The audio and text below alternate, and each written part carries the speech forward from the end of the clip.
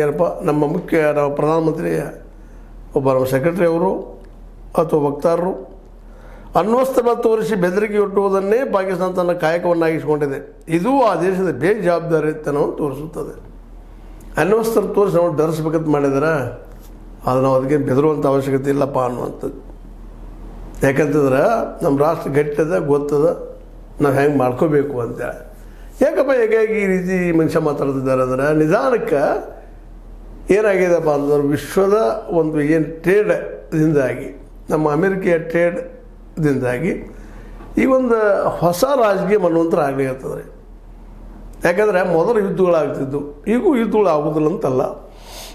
ಆದರೆ ಈ ವ್ಯಾಪಾರ ಮೂಲಕ ಇನ್ನೂರು ದೇಶಗಳು ಆಳುವಂಥದ್ದು ಇವತ್ತಿನ ಜೋರಾಗ್ಲಿರ್ತದೆ. ಅದರಲ್ಲಿ ಟ್ರಂಪ್ ಅವರಂತೆ ವಿಶ್ವಕ್ಕನ್ನು ಬೆದರಿಕೆ ಆಗ್ತಾ ಇದ್ದಾರೆ. ಭಾರತ ಜೊತೆಗೆ ಇನ್ನೂ ಸಂಪರ್ಕ ಕೆಟ್ಟದ, ಚೈನಾ ಜೊತೆಗೂ ಸಂಪರ್ಕ ಒಳ್ಳೆಯದಿಲ್ಲ, ರಷ್ಯಾ ಜೊತೆಗೂ ಸಂಪರ್ಕ ಒಳ್ಳೆಯದಿಲ್ಲ. ಆದರೆ ಪಾಕಿಸ್ತಾನ ಜೊತೆಗೆ ಕ್ರಿಪ್ಟೋ ಕರೆನ್ಸಿ ಸಹಿತ ಸ್ಟಾರ್ಟ್ ಮಾಡಿಸಿದ್ರು ತಮ್ಮ ಮಕ್ಕಳಿಂದ ಅನ್ನೋದು ಈಗ ನಿಮಗೂ ನಮಗೆ ಗೊತ್ತಿದ್ದ ವಿಷಯ ಅದು. ಹೀಗಾಗಿ ಪಾಕಿಸ್ತಾನ ಎತ್ತಿ ಕಟ್ಟುವಲ್ಲಿ ಅಮೆರಿಕ ಮುಂದುವರೆದಿದ್ದರಿಂದ ಇವತ್ತು ಅಶ್ವಿನ್ ಮುನೀರ್ ಅವರಿಗೆ ಇಂಥ ಒಂದು ತಾಕತ್ತು ಬಂದದ. ನಮ್ಮದು ಅಣ್ವಸ್ತ್ರ ಹೊಂದಿರುವ ರಾಷ್ಟ್ರ. ಒಂದು ವೇಳೆ ಯುದ್ಧ ನಡೆದು ನಾವು ನಾಶವಾಗುವುದು ಖಚಿತವಾದರೆ ನಮ್ಮೊಂದಿಗೆ ಅದರ ಜಗತ್ತನ್ನು ನಾಶಪಡಿಸುತ್ತೇವೆ. ನಾವು ನಾಶ ಆಗೋಕ್ಕೂ ನಿಮ್ಮ ನಾಶ ಮಾಡ್ತೀವಿ. ದೊಡ್ಡ ಬೆದರಿಕೆ ವಿಶ್ವಕ್ಕೆ.